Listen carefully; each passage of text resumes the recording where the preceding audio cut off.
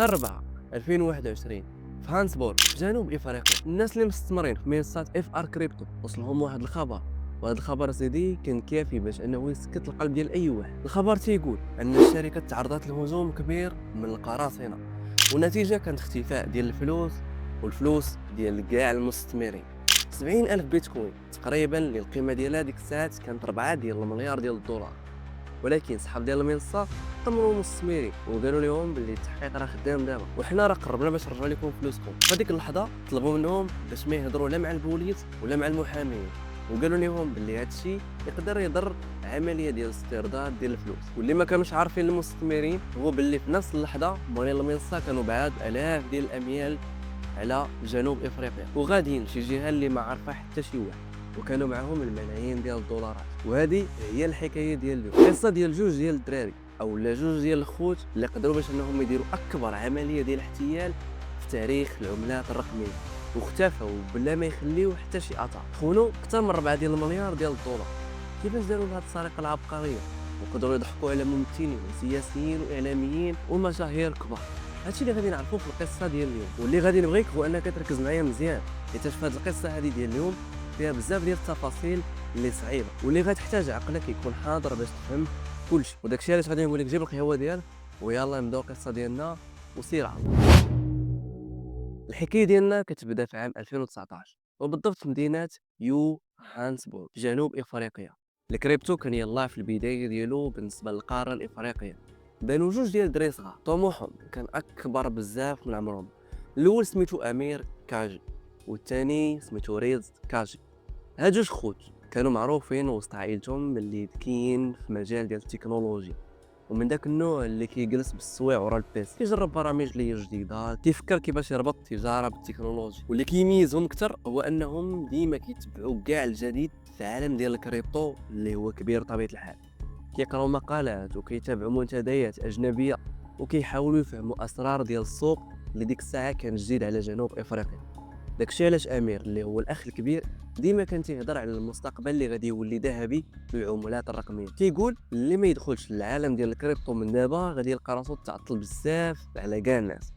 اما ريس الاخ الصغير كان مؤمن باللي الذكاء الاصطناعي يقدر يغير طريقه الناس في الاستثمار باش انهم يربحوا الفلوس بالزربه بواحد الكميه اللي هي عائله. جلسوا جوج دراري ولا جوج ديال الخوت وبداو كيفكروا كيفاش يديروا ثروه كبيره في وقت اللي هو قصير وبلا ما يخدموا بشي حاجه اللي هي صعيبه. والفكره اللي خرجوا بها في الاخر وكانوا متفقين عليها بجوج هي انهم غادي يديروا واحد المنصه ديال الكريبتو، وهي منصه ديال التداول بالبيتكوين والايثيريوم، المهم العملات الرقميه. وهذا المنصه اللي غادي يديروا او هذه المنصه ديال الكريبتو ماشي بحال اي منصه. هذه المنصه سيتي عندها السوق ديالها بوحدها. ولكن قبل ما نكملوا القصه ديالنا اجي بعدا نفهموا شنو هو الكريبتو باش حتى الناس اللي ما فاهمينش الكريبتو يفهموا يمشوا مع القصه مزيان ويفهموا شي معطيات اللي هما ضروري خصها تفهم، ونفهموا حتى علاش الناس كلهم منبهره بهذا المجال هذا ديال الربح السريع ولا الربح الكبير. الكريبتو ولا التداول هو سهل، بحال مثلا الا شريتي واحد الاصل مالي بحال البيتكوين ولا الايثيريوم ولا البي ان. تقدر تقول لي شنو هو البيتكوين ولا شنو هو البي ان بي؟ تقدر انت تكون عارف شنو هو البيتكوين والايثيريوم، ولكن كاين الناس اللي ما عارفين شنو هو الايثيريوم والعملات الرقميه. العملات الرقميه سيدي هو واحد العمله اللي كتكون وهميه،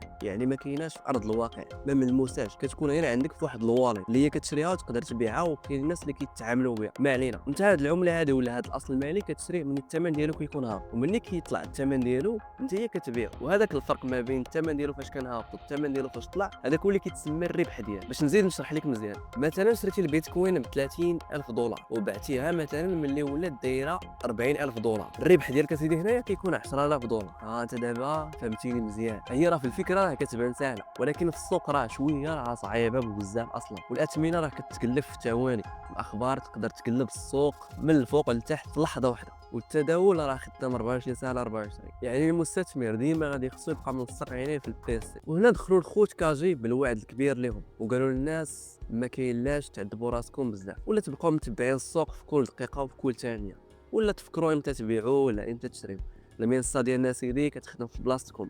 وقالوا حنا طورنا نظام ديال الذكاء الاصطناعي اللي كيتداول في بلاصتكم، كيقرا السوق لحظه بلحظه. وهذا الذكاء الاصطناعي سيدي كيعرف احسن وقت باش يشري وتيعرف حتى احسن وقت باش يبيع.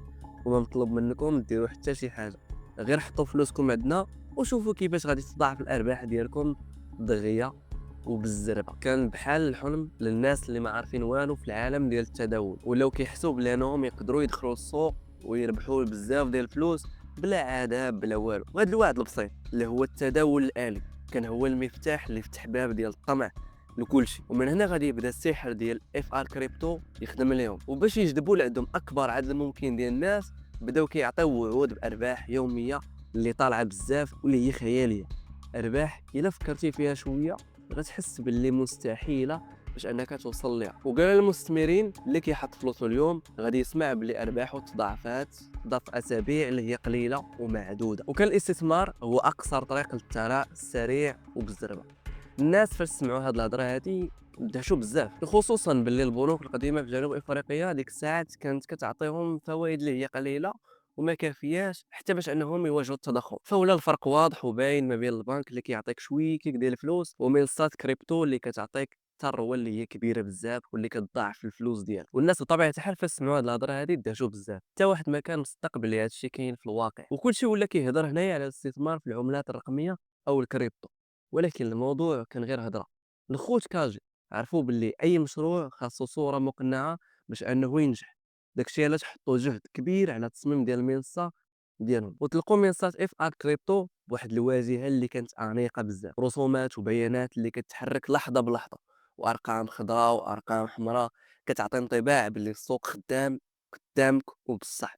المستثمر كيدخل لحسابه كيلقى لوحه ديال التحكم كتحسك بانك راك في واحد العالم بنكي اللي هو حقيقي قدام، والرسم البياني كيطلع وينزل، وزير ديال سحب الارباح اللي كتخدم في ثواني، كيجيك اشعار مبروك بانك راك ربحتي 2000 دولار اليوم. حتى خدمه الزبناء كانت سريعه بزاف، اي واحد كيسول فين الارباح ديالي كيجيه الرد في ثواني، وبالزربه كيتم التحويل. وفعلا اي واحد دار السحب الفلوس كانوا كيوصلوه في الحين. هذا التصميم هذا البسيط هو اللي بنى ثقه كبيره في الناس شافوا واجهه زوينه وارقام كتحرك وارباح كتدخل لحساباتهم، وبهذا الشيء صدقوا باللي اف ار كريبتو منصه حقيقيه واقوى من اي بنك تقليدي في البلاد. الواجهه كانت كتقنعك باللي كلشي خدام بخير، ولكن باش نفهموا علاش الناس تخالفوا عليها خاصنا نرجعوا واحد الخطوه باش نفهموا شنو هو الكريبتو. اللي بغيت نقول هو اننا نعرفوا غير القصه ديال الكريبتو، اما الكريبتو راني شرحته دابا قبل. دابا غادي نرجعوا للاخر ديال العقد الثاني من القرن 21، وفي ذاك الوقت كان العالم عايش ثوره ماليه غريبه من نوعها سميتها الكريبتو. البيتكوين واحد العمله رقميه اللي بدات في عام ديال 2009 كفكره تجريبيه تحولت في سنوات قليله لحديث العالم كامل. الناس شراو البيتكوين باقل من دولار واحد في البدايات ديالو، وفي 2017 وصل الثمن ديالو ل 20,000 دولار.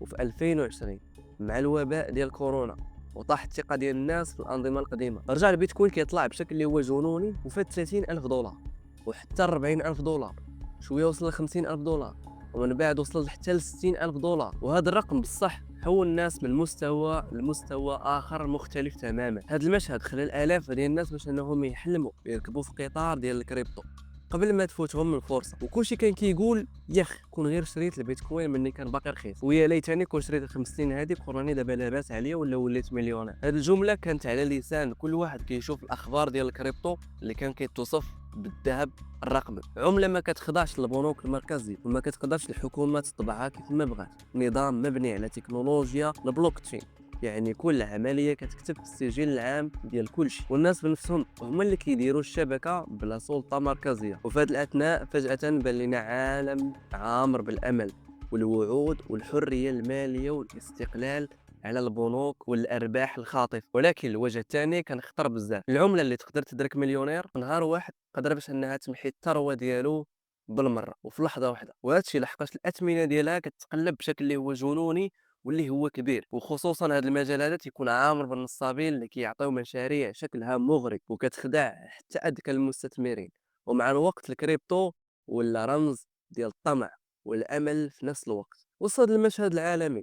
وفي قاره افريقيا اللي كانت كتقلب على بدائل ماليه جديده بعيده عن البنوك الضعيفه والانظمه المعطله بزاف، بانوا منصات ديال التداول كثيره، بعضها قانوني وبعضها غير وهم. ومن هنا بدات قصتنا ديالهم. في نفس الفتره اللي بدا كيطلع فيها اسم اف ار كريبتو، جنوب افريقيا كانت كتعيش ظروف اقتصاديه صعيبه بزاف. معدلات ديال البطاله وصلت لارقام قياسيه وكبيره بزاف، خصوصا بين الشباب. بزاف منهم تخرجوا من الجامعات وما لقاوش خدمه، كانوا جالسين غير في ديورهم، كانوا كيحلموا باي فرصه انها تقدر تجي وتحل لهم باب من بيبان الخير. هادشي من غير التضخم اللي كان كياكل فلوس الناس. الاثمنه كانت طالعه وكتزيد تطلع كل شهر. الماكله والمازوط والدواء والشراء ديال الحوايج والاساسيات ولا صعيب بزاف عند كل شيء بطبيعه الحال. الناس اللي كان معاهم فلوس كانوا كيشوفوا باللي كل نهار كيدوز القيمه ديال فلوسهم كتنقص وما كتزيدش. وفي هذا الاثناء البنوك القديمه ولات رمز للانعدام ديال الثقه. الودائع كانت ارباحهم ضعيفه بزاف والرسوم حتى هي كانت غاليه بزاف والاجراءات بطبيعه الحال كانت معقده. بزاف ديال الناس قالوا علاش غادي نخليو حنا فلوسنا في البنك وما غاديش يجيب لينا بزاف، حتى لا جاب لينا غيجيب لنا واحد شويه ديال الفلوس ما غادي يخسر لنا حتى بطاطا. ومن بعد سنوات من المشاكل السياسيه والفصائح الماليه الثقه في المؤسسات الرسميه ولات شبه ما كايناش.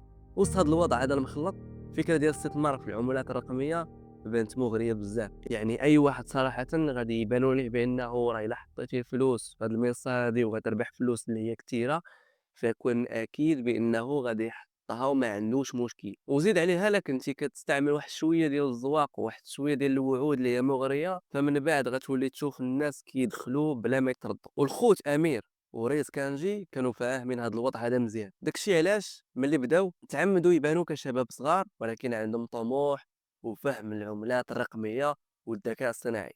هاد الحوايج هادو ما فاهمينهاش الاجيال الكبيره ولاو كيهضروا بلغه اللي هي واثقه وكيعرضوا المنصه ديالهم على اساس انها ثوريه كتوعدهم بارباح اللي هي يوميه واللي هي كبيره. طبعا الناس كانوا عطشانين لهاد الفرصه هذه داكشي علاش صدقوهم بالزربه بحال اللي جابوا لهم مخرج سحري في واقع اقتصادي اللي هو مظلم. من بعد بداو الخوت كيحطوا لواحد استراتيجيه ديال الدعايه الذكيه. في الاول ما ركزوش على عامه الناس ولكن بداو كيجلبوا الطبقه الغنيه رجال ديال الاعمال مشاهير وحتى السياسيين. الفكره كانت سهله الا دخل واحد مشهور ودار الفلوس الباقي غادي يقلدو بلا ما يفكر. وفعلا شهور اللي هي قليله ولاو حديد ديال المدينه كلشي ولا كيهضر عليهم. من بعد ما المغني ناستيسي بان في الانستغرام وهو كيهضر على اف ار كريبتو وكيقول للمتابعين ديالو اللي هما بالملايين ما تفوتوش اكبر فرصه استثماريه حطوا فلوسكم مع اف ار كريبتو. وحتى اللاعبين المشهورين بيني ماكاتري استثمر جزء من ارباحه في الشركه وقال الصحافه انا مؤمن بهاد الشباب هادو بقدرتهم على تحقيق ارباح. وحتى الممثله العالميه شارلز تيرون اللي ديما مهتمه بالاستثمار قررت تخاطر وتحط جزء من دخلها في المنصه. الموضوع ما وقفش هنا، حتى بعض الاعضاء ديال حزب المؤتمر الوطني الافريقي الحزب اللي كان حاكم في جنوب افريقيا بداو كيبينوا اهتمام ديالهم بالمنصه. بالنسبه لهم اف ار كريبتو كانت غتقدر تولي رمز للمستقبل النظام المالي في القاره الافريقيه. كل نهار كان كيدوز كانت اف ار كريبتو كانت كتكبر. الخوت كانجي ولاو كيتنقلوا بين الاجتماعات بطوموبيلات اللي هي واعره لابسين ماركات عالميه كيعاودوا على خطط توسيعيه اللي هي ضخمه. الناس كانت كتشوفهم بحال ابطال وغادي السيليكون الافريقي وهذه كان جزء من الاستراتيجيه ديالهم. وفي عام واحد فقط من تاسيس اف ار كريبتو الخوت تحولوا من شباب عاديين النجوم في المجتمع. الناس ولاو كاملين كيشوفوهم في كل بلاصه على اغلفه ديال المجلات في الحفلات الخاصه وحتى في الاخبار ديال الليل اللي كانت كتوصفهم بالقاده الجدد ديال السوق الماليه الافريقيه. امير كان لبسو ديما مقاد كوستيم غالي ساعات اللي هي واعره كلام معامر بالثقه. وريز اللي هو الاخ الصغير كان كيبان بروح المبتكر التقني وكان كيشرح للناس على الخوارزميات الذكيه اللي اخترعوها وكيفاش هي كتخدم لصالحهم. الطوموبيلات ولات جزء من الصوره اللي حاولوا الخوت باش انهم يبينوها للمجتمع ولا نقدروا نقولوا حنا للعالم. فداك الشيء علاش كانوا كيركبوا الحديد الغالي اللامبورغيني العام سيدي الروز رويس فيراري. الصوره اللي تخادت عليهم وهم راكبين السيارات هذه خلات حتى اغنى رجال الاعمال في البلاد باش انهم يغيروا منهم. الخوت شراو قصور فخمه في ارقى احياء ديال يوهانسبورغ، قصور اللي فيها جوج لابيسينات حتى ثلاثه وبلاصه ديال السينما اللي هي خاصه وجرادي اللي هي واسعه بزاف وعامره بالشجر واندر انواع ديال الورود. وحتى الحفلات ديالهم كانت اسطوريه موسيقى ماكله اللي هي واعره ضيوف من الصنف الاول والصحافه واقفه عند الباب كتسنى لقطه حصريه.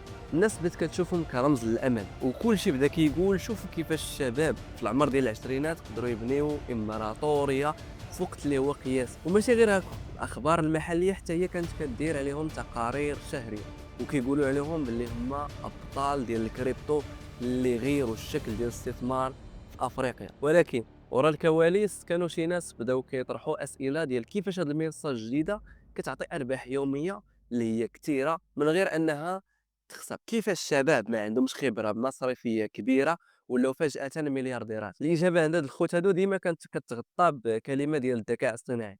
كل ما كانوا كيسولوهم يسولوهم شي صحفي ولا شي مستثمر ويطلب منهم باش انهم يشرحوا ليه الخوارزميات، الخوت كانوا كيقولوا بان هذه اسرار برمجيه ما نقدروش اننا نهضروا عليها، ولكن النتيجه كتهضر على راسها. وهذا الجواب هذا كان كافي بزاف كاع.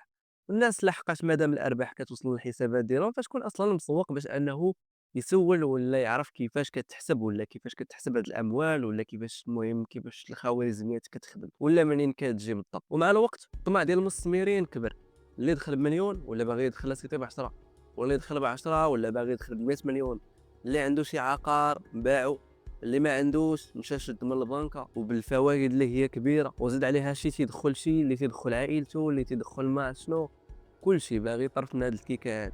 وهنا بنت العبقريه ديال الخوت، قالوا بلي كل ما دخل مستثمر جديد الارباح ديال المستثمرين القدام غادي تزيد. وبهذه الطريقه هذه كان كلشي فرحان وكلشي يا سيدي كيشكر المنصه وكيشكر الخوت. بانوا كصوره ديال النجاح اللي كتبهر اي واحد كيفكر باش انه يشكك فيهم. في هذيك الساعه اف ال كريبتو ما كانت غير منصه، ولات حركه، ولات الثوره ديال الكريبتو الافريقي. الصحافه كانت كتكتب والمشاهير كانوا كيروجوا والسياسيين كانوا كيتصوروا معاهم، والموضوع كان مثير بزاف وبشكل اللي هو غريب. تقريبا ما كان حتى شي واحد في جنوب افريقيا اللي ما فكرش يحط فلوسه مع هاد العباقرة. تخيل تشوف مستثمر يحط فلوسه ومن بعد يومين الارباح كتزيد الحساب ديالو في البنكة. وماشي غير هكا، اي واحد جرب المنصة كان كيعاود تجربته للناس، فالناس حتى هما كانوا كيمشيو يحطوا فلوسهم في هاد المنصة هادي. وحده من النقاط اللي استغلها الخوت كاجي بذكاء واللي هي المقارنة المستمرة بين الكريبتو والبنوك التقليدية. والناس اصلا كانوا ناقمين على البنوك وكيشوفوهم مؤسسات مركزية تقدر تجمد حسابك في اي لحظة وتفرض عليك رسوم وكتحكم في كل حركة ديال الفلوس. حتى الا كان عندك رصيد كبير ديال الفلوس، البنك يقدر يوقفوه لاسباب اجرائيه ولا قانونيه. ولكن مع اف ار كريبتو كان العكس تماما، فكره باللي فلوسك محفوظين في محفظه رقميه حتى شي واحد ما غادي يقدر يدخل ليها من غيرك انت، حيت انت اللي عندك المفاتيح اللي هما الباسورد وداكشي واللي هو تيكون خاص بك انت. وهادشي كان كيبان كحريه مطلقه، ما كايناش حكومه اللي غتقدر توقفها ولا بنك اللي يقدر يتحكم فيها. كل عمليه كتكتب على البلوك تشين وكتكتب موجوده للابد. البلوك تشين ببساطه هو دفتر الكتروني عام موزع على الالاف ديال الاجهزه في العالم، وكل معامله كتكتب فيه ما تقدرش تسمحيها ولا تزورها. ببساطه هو نظام كيخلي كل شيء يشوف العمليات ويتاكد منها من غير ما يكون بنك ولا جهه كتحكم فيه. ولكن هذه الحريه نعم سيدي بطبيعه الحال كان عندها واحد الوجه اللي هو ثاني ومظلم. الا ضاعوا مفاتيحك ولا الباسورد ولا البيانات ديالك ولا تسرقوا، ما كاينش اللي غادي يرجع لك فلوسك. المسؤوليه كامله كتبقى عليك انت، انت اللي صاحب المحفظه ولا صاحب الواليت.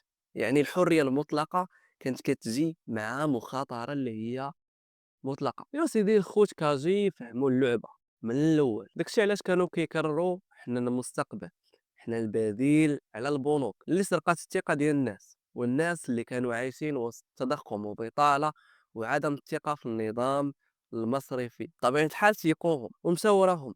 بالنسبه لهم اف ار كريبتو ما كانت مجرد منصه، كانت المخرج من العالم القديم، وهو نوع من بنوك العالم الجديد اللي كيعطيهم وعود بالحريه والثراء. من بعد ما ولات اف ار كريبتو اسم على كل لسان، الخوت كاجي ما وقفوش عند الوعود اليوميه وبداو كيخدموا على الخطوه الاكبر.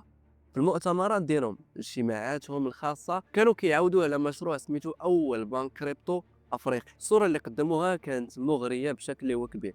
قالوا حنا غادي نديروا مؤسسه ماليه كامله مبنيه على العملات الرقميه، فيها حسابات، قروض وخدمات استثماريه، وكلها من غير قيود البنوك التقليديه بطبيعه الحال. وبالنسبه لبزاف الناس الفكره بحال المستقبل اللي غادي يغير حياه الناس للاحسن. ولكن الطموح ما وقفش هنا. في وسط عام 2020 اعلنوا على خطط اطلاق العمله الخاصه ديالهم اف ار كوين. ريز وقف مقابله تلفزيونيه وقال بكل ثقه البيتكوين اسيادنا والايثيريوم كانوا في البدايات وهذوك راه في الماضي، ولكن اف ار كوين هي الثوره الحقيقيه، عمله افريقيه 100% غتفوق على كاع العملات اللي سبقتها. هذا الكلام هذا شعل الحماس في القلوب ديال الناس.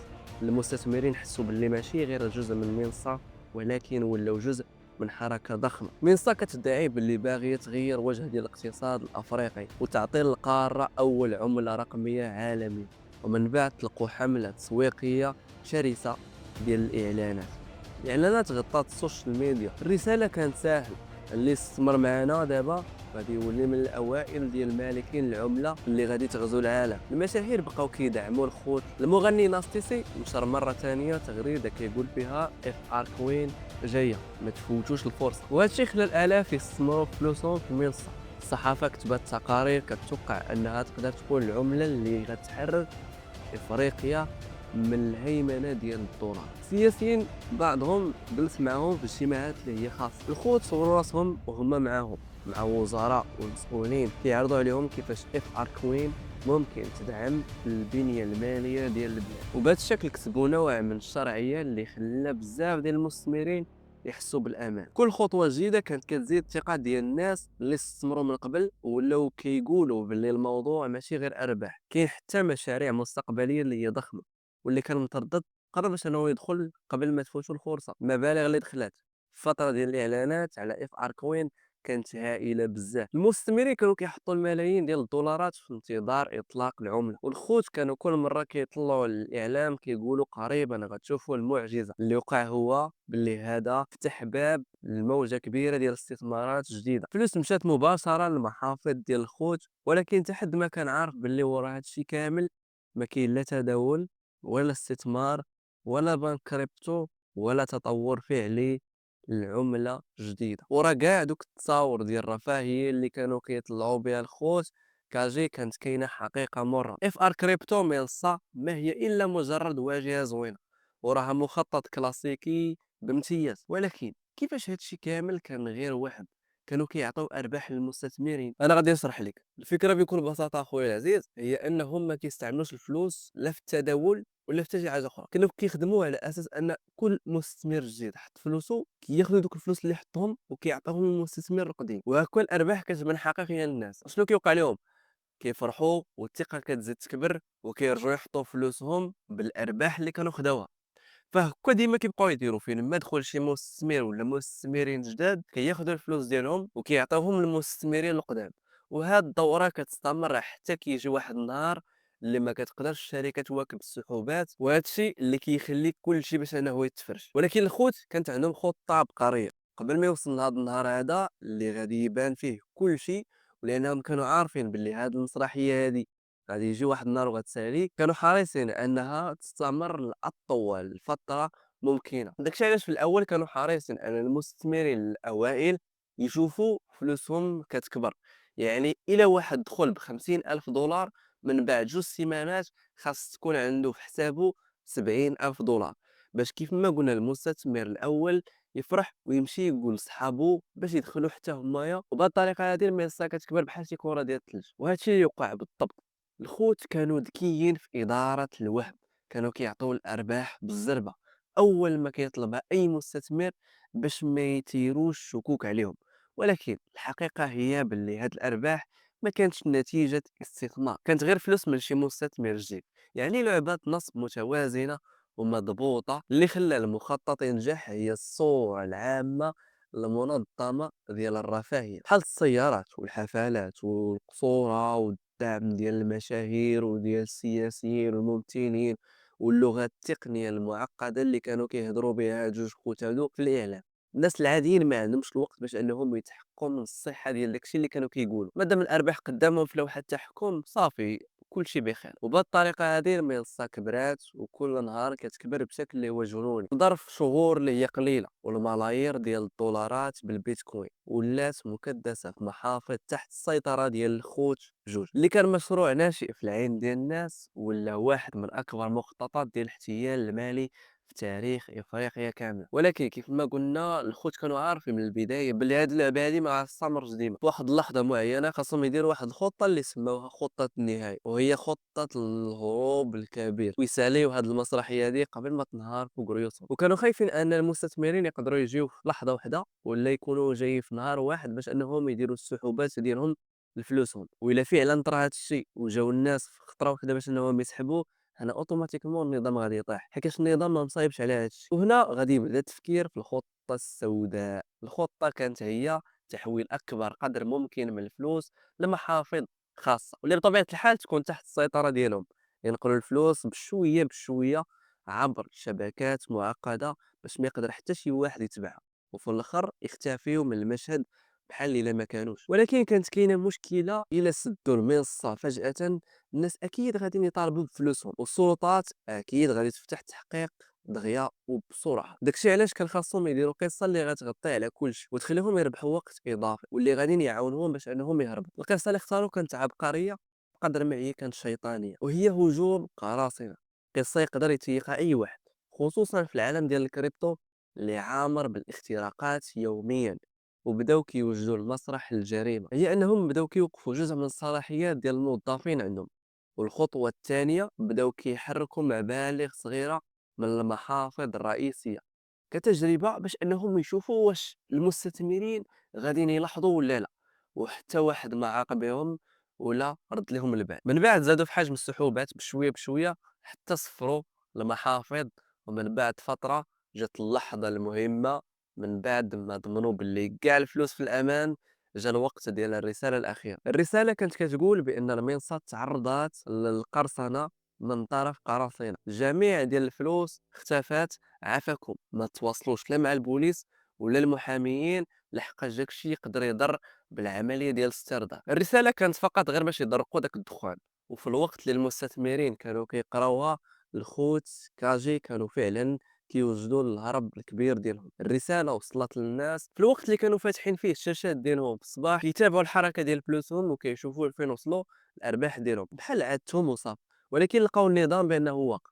البعض جمد في بلاصتهم، والبعض الاخر بدا كيتصل بارقام ديال الدعم الفني للمنصه باش يعرفوا شنو واقع. الدعم الفني اللي كان كيرد على الزبائن ديالو في ثانيه وحده من قبل، هاد المره هادي ما كانش كيجاوب نهائيا. مستثمرين كثار ما استوعبوش الوضع، وبزاف منهم قالوا هذا ممكن انه يكون تحديث مؤقت وصافي. ولكن مع مرور الوقت ولا واضح بلي الموضوع اكبر من مجرد عطل. الناس قرروا باش انهم يمشوا للمقر باش انهم ياخذوا تفسير على شنو وقع في السيستم ولا شي حاجه بحال ما. فالتفكير ديالهم كان ان المقر غادي يلقاوه بان واحد البنايه اللي كبيره، بنايه زجاجيه، وغتكون عامره سيدي بالموظفين اللي لابسين دي كوستيم والشاشات وهذا والمهندسين وروينك. ولكن ملي وصلوا اكتشفوا الصدمه.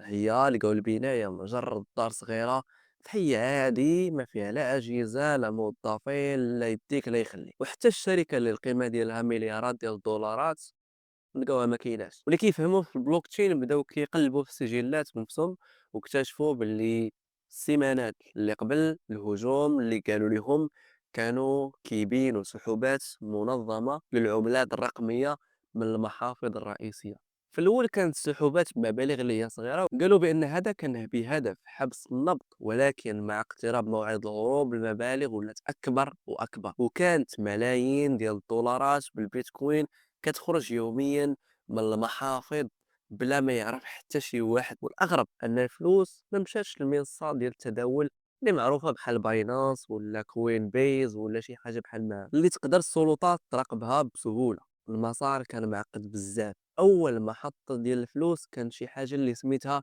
ميكسرز. غير باش تفهموا، هاد الميكسرز ولا هاد العمليه اللي كيسميوها بالميكسرز بحال نقولوا واحد الماكينه ديال التصوين. وتخيل معايا بان هاد الماكينه ديال الصابون فيها بزاف ديال العملات الرقميه: ايثيريوم، البي ان بي، شي عملات اللي يلاه بانوا بيوت شي حاجه بحال ما هكا.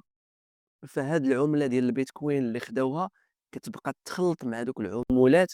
هي بطريقه اللي غادي يفهموها الاخرين، انا غير بسطها لكم باش نتوما تفهموها. وكتبقى تفرك وكتخلط مع الالاف ديال العملات كيف ما قلت لكم، ومن بعد فتره كتخرج لك نفس العشره ديال البيتكوين، ولكن بشكل اللي هو مختلف، ومفرقين على مئات ديال المحافظ اللي هي صغيره وبمسارات اللي كتكون متشابكه، كتخلي التتبع ديالهم شبه مستحيل. يعني الا البوليس حاولوا باش انهم يمشيو ورا كل عمله اللي هي صغيره اللي مشات في واحد العمله اخرى، غادي نبقاو يتبعوها في الاخر غادي يلقاو راسهم في واحد المتاهه اللي هي عامره بالالاف ديال العناوين، واكيد ما غادي يخرجوا بحتى شي خير. واضح يوصلوا للاصل من بعد الرحله ديال الميكسر. جزء كبير من الفلوس تحول لعملات مستقره بحال اليو اس دي تي والايثيريوم كيف ما قلت لكم. والهدف هنا كيبان ساهل، هو انهم يثبتوا القيمه ديال الفلوس وما يتاثروش بتقلباتها للبيتكوين. ولكن الجزء الاخر مشى لعمله سميتها مونيرا.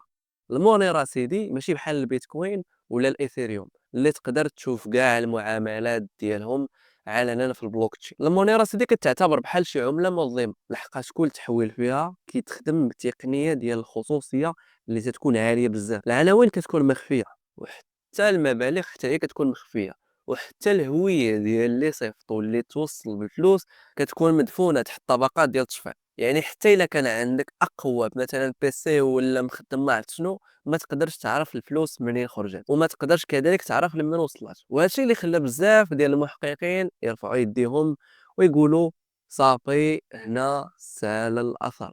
وبهذا الشكل ملي اف ار كريبتو اعلنت على هجوم القرصنه، كانت الحقيقه هي باللي اغلب ديال الفلوس اصلا ما بقاتش كاينه في العالم، اختفات داخل انفاق وهميه مصممه بالخصوص باش ما يلقاش ليها حتى شي واحد شي اثر. وهنا الارتباك سيدي تحول الخوف بالزربه، لحقاش نسبه كبيره ديال المستثمرين، الناس اللي هما باعوا طوموبيلاتهم باش انهم يستثمروا، ناس اللي راهنوا ديورهم، ناس اللي دخلوا فلوس التقاعد ديالهم، وناس اللي خداو قروض من البنك بفائده اللي هي عاليه، كلشي فجاه اكتشف باللي طاحوا فخ كبير ولاو قدام امر الواقع، وهو ان مدخرات السنين مشات. البوليس بدات كتجيها شكايات بزاف وتحركوا للمقر ديال الخوج باش يستجوبوهم، ولكن ما لقاوش ليهم الاثر.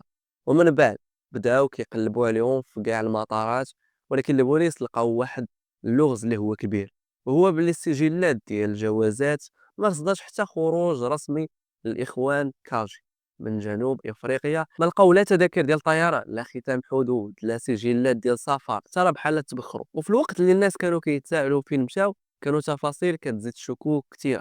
موظفين ديال الشركه واحد مورا واحد فقدوا صلاحيات ديال الدخول قبل سيمانه من الاختراق اللي قالوه هاد الخوت هادو.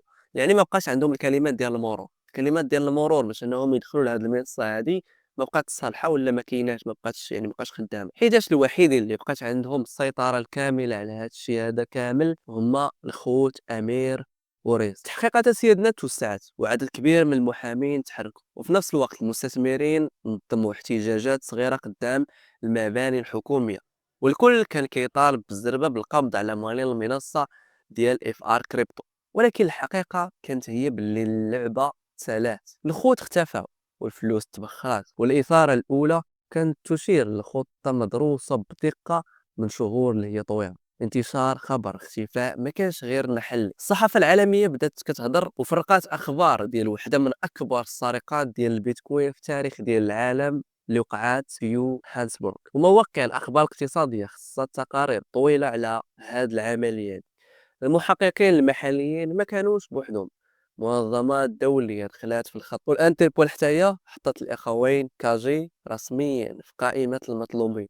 فجأة تصورهم تفرقات الأخبار حول العالم، ولا اللقب ديالهم هو أصغر هاربين في قضية الملايير.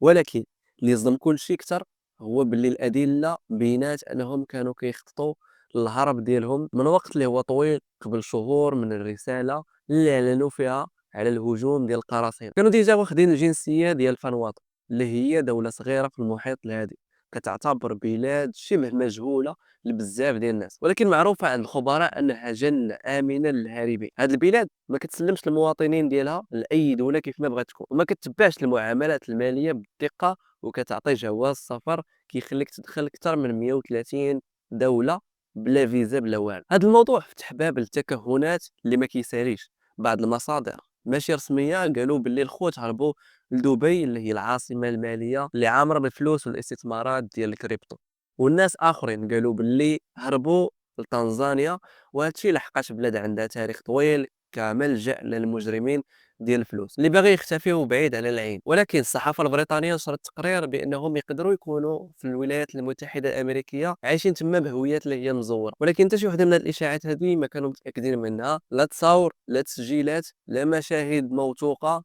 بحال ليلى تبخروا من فوق وجه الارض. المفاجاه الاكبر وقعت في 2023 ملي المحققين السويسريين اكتشفوا صندوق امانات في بنك زيورخ. في الداخل ديال الصندوق كانت فيه محفظة ديال أجهزة مشفرة للعملات الرقمية، وصندوق ديال الأمانات ببساطة هو بحال شي خزنة صغيرة اللي تيكون في الداخل ديال البنك. الناس كيكريوها باش يحتفظوا بها بالأغراض اللي كتكون غالية ولا اللي كتكون سرية بالنسبة لهم ولا اللي كتكون شخصية. نقدروا نشبهوها بغرفة عامرة صناديق اللي هي كتكون حديدية واللي تقدروا تكونوا شايفينها في أفلام ولا اللي تكونوا شايفينها في البنك. فأي واحد تيكري هذه الخزنة هذه كيكون عنده الرقم ديالو الخاص، كيكون عنده المفتاح عنده بوحديته، وحتى شي واحد ما كيشوفه ولا كيعرف شنو حاط لداخل ديال هاد الخزنه هادي من غيره هو. فتقدر تحط فيه مجوهرات اوراق وعقود. فقالوا بان احتمال كبير انها تكون فيها جزء من الفلوس ديال اف ار كريبتو اللي تسرقت. ولكن المشكله انها كانت مسدوده بلا مفاتيح بلا والو. المحفظه كانت قطعه حديديه ما عندها حتى فايده، ولكن الكل بدا كيسول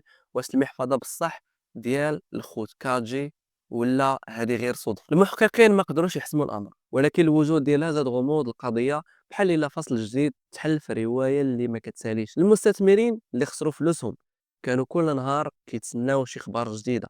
عدد كبير من المحاميين تحركوا وبداو كيرفعوا دعاوي وكيديروا اجتماعات، ولكن النتيجه نفسها ما كايناش، وما كاين لا دليل لا حتى شي حاجه اللي هي واضحه، وما كايناش حتى اشاره حقيقيه ديال الرجوع ولا ديال التتبع ديال الفلوس.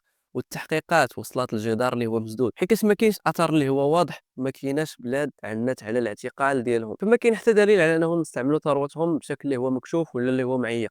بلاصتهم كاع اللي بقاو هو خيوط فرقه ما فيها حتى شي دليل ولا والو. فما معروفاش، واشاعات على حياتهم في دبي ولا حياتهم المزوره في لندن، حتى شي حاجه ما كانت باينه.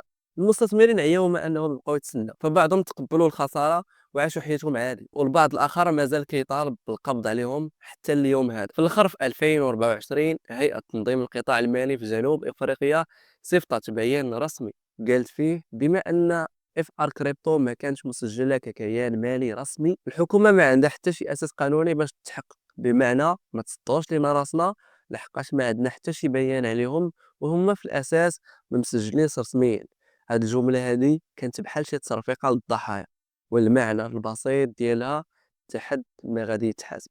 وهنا وقفوا الناس قدام سؤال واحد: واش غنشوفوا في شي نهار نهايه لهاد القصه هذه اللي مرضى الضحايا ديال بصح، ولا 4 ديال المليار ديال الدولار ضاعت نهائيا في يدين شي محتال عرف كيفاش انه يسبق كل شيء بخطوه؟ المشهد الاخير في هذه الحكايه هذه ما كانش في شي محكمه ولا اعترافات ولا حتى مشاهد ديال الملاحقه السينمائيه واللي فيها المظلوم كياخذ حقه، ولكن في الاخر كتبقى القصه بلا نهايه اللي هي واضحه. الخوت كاجي باقيين هاربين الى يومنا هذا، والفلوس بطبيعه الحال مفقودين، والعالم كامل كيسول واش النهايه ديال القصه غادي تسالي هنا ولا هاد الاخوين هادو باقيين غادي يكونوا ضحايا جداد للمخططات ديالهم. فكيتسناو وقتاش يقدروا يشوفوا هاد القصه ولا هاد القضيه هادي تقدر تعاود بشكل اللي هو جديد مع وجوه اللي هي مختلفه، ضحايا اللي هي جديده، وباش ما يتكررش فينا ان شاء الله مخطط ديال بوزي ولا بحال ديال هاد الاخوين هادي. هذه قاعده ذهبيه: ما كاينش استثمار كيضمن لك ارباح يوميه اللي هي طالعه بلا مخاطره، ولا تعطي فلوسك لشي واحد اللي يستثمرها في بلاصتك وتنعس نتايا مرتاح. تاكد من الترخيص والسجل التجاري والجهه الرقابيه اللي كتحكم في داكشي، وكذلك ما تصيفش مفاتيحك الخاصه ولا الرموز ديال الاسترجاع لاي واحد. وبطبيعه الحال الا بغيتي تدخل الاستثمار واحد الحاجه اللي هي زوينه، ولكن فرق المخاطر ديال الاستثمار ديالك، وكيف تيقولوا ما تحطش كاع البيض ديالك في سله وحده. فرق البيض باش تربح من هنا ومن هنا ان شاء الله، وامور كلها غتكون مزيانه. واستثمر مبلغ اللي الا مشى حتى خسرتيه ما غاديش يهرس لك ظهرك. المنصات كتزين الواجهات ديالها بالارقام الخضراء والبيانات طالعه هابطه، ولكن الثقه كتبنى بادله وتدقيق ومسؤوليه اللي هي كبيره. ما تخليش الطمع انه يقود القرار ديالك، خلي العقل هو اللي يتحكم وما تخليش العاطفه حتى هي تتحكم. وهذه راه واحد الحاجه اللي هي باينه في التريدين ولا في العالم ديال الكريبتو. وديما قول اللهم اكفينا بحلالك عن حرامك واغننا بفضلك عن من سواك، واحفظ اموالنا واهلنا ومشاهدينا من النصب والاحتيال، وارزقنا فراسة نميز بها الحق من الباطل. اللهم من اراد بنا وباهلنا سوءا فاشغله بنفسه، واكتب لنا رزقا طيبا مباركا فيه. اللهم امين. حتى هنا غادي نكونوا سالينا القصه ديالنا. الى عجبتكم اشتركوا في القناه حيت يقدر ما تطلع لك مره اخرى، وما تنساش تبارطاجي الفيديو مع اصحابكم مع عائلتك باش انهم يردوا البال من هاد الحوايج هادو وخصوصا هاد الحوايج اللي دوينا عليهم ففيهم النصب بزاف. فهادشي اللي كاين، ما تنساوش تكتبوا لي الراي ديالكم في التعليقات. نشوفكم في الحلقه الجايه ودمتم سالمين.